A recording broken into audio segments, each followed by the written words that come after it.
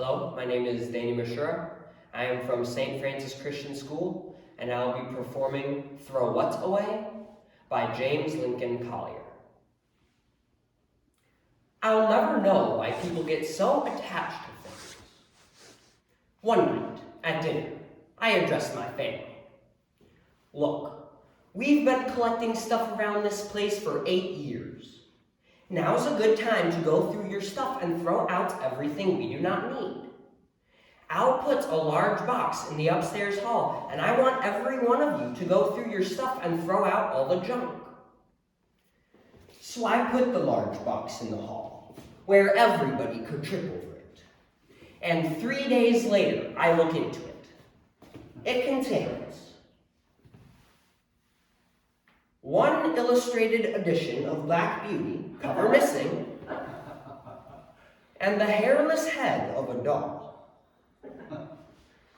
As usual, nobody had paid any attention to me. I went in search of someone on which to assert myself. In due course, I found Jeff, our 10-year-old son, sitting on his bed. I thought I asked you to go through your stuff and throw out anything you didn't want. I did. I didn't see anything of yours in the box in the hall. I couldn't find anything I wanted to throw away. You mean everything in here is precious to you? Honest, I looked. I don't believe it. What about this tattered fielder's glove? It is as limp as a soggy brown banana peel and virtually empty of stuffing. You call this precious? You couldn't catch a cold with this, Jeff. Let's get rid of it. No, I want that. What happened to the new glove Uncle Chris gave you last Christmas? Uncle Chris's is the one I use. If Uncle Chris's is the one you use, why do you have to keep this? Because it's my favorite. He had me. Only an ogre would ask a boy to throw away his favorite baseball glove. I grabbed another object. It seemed to be all gears and sprockets. What's this? That's the motor out of Bobby Mossman's model train. We traded. Oh, what did you trade it for? The fielder's glove Uncle Chris gave me. What? That valuable glove for a... It's all right. Bobby's letting me keep the glove. What happens when he wants to use it? He won't. Why is that? They all moved to California. Well, that's nice. So Bobby traded you the motor for nothing? That doesn't seem very fair to me. Throw it one. How do you figure that?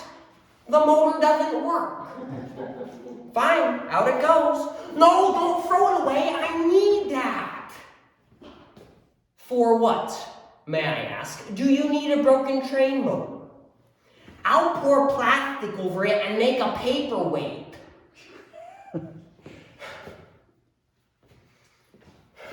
What's this? Part of your tapioca collection? That's from my plastic kit. I need it for when I make... I didn't even stay to hear the rest. Anyways, you see what I mean? People get attached to the craziest things, and nothing you say will make them want to part with them.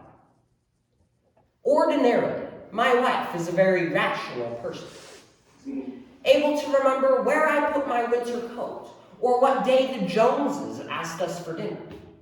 But confront her with something outgrown or broken, and she becomes irrational. Just the other day, for example, she told me she needed more shelf space in the pantry. I took a look. You don't need any more shelves.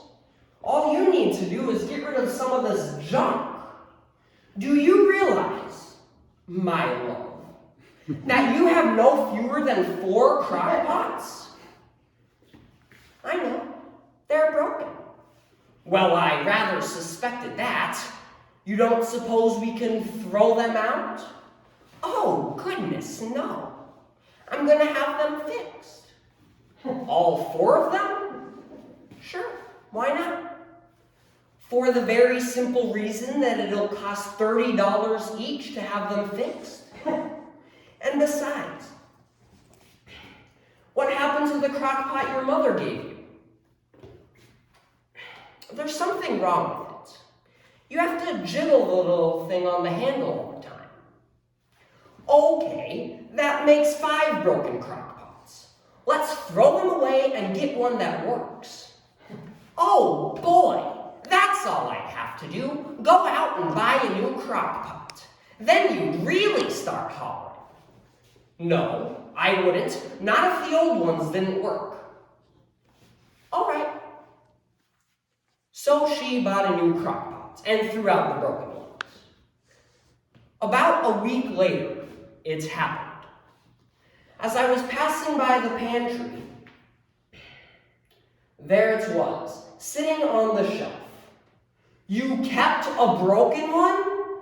Of course. It's for an emergency. It still works when you jiggle the little thing on the handle. Take the matter of collections. The rule seems to be that if you have more than one of anything, old feathers, bottle caps, funny-shaped sticks, they count as a collection and become way too valuable to be thrown away. I learned about this last Labor Day at the cabin when Alice, our teenager, brought me a large rock as we were packing up to go home. What's that? It's my rock collection. My dear, one rock does not a collection make. If it would be a collection if I had more, like, why isn't it now? I'm not going to go into philosophical discussion. One of anything does not make a collection. That's the rule. All right, I'll get another one.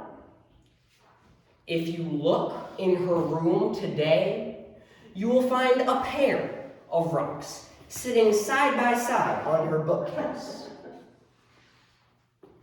In a way, I can understand how she felt. A few days ago, I drove into the garage and ran over a rake which had fallen off the wall. These modern cars are too big. This car isn't any bigger than the last one. The trouble is that you have too much junk in here. Junk? How do you expect me to take care of this place without tools? What about those coffee cans on the workbench? You must have 40 of them.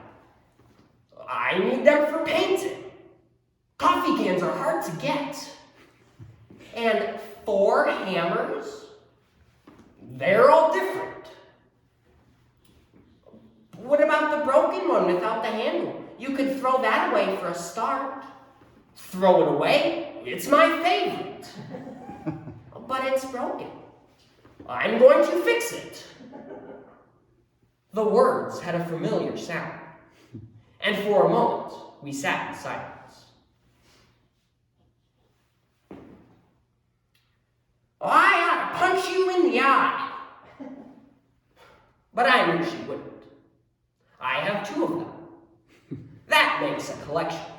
And you're allowed to keep collections.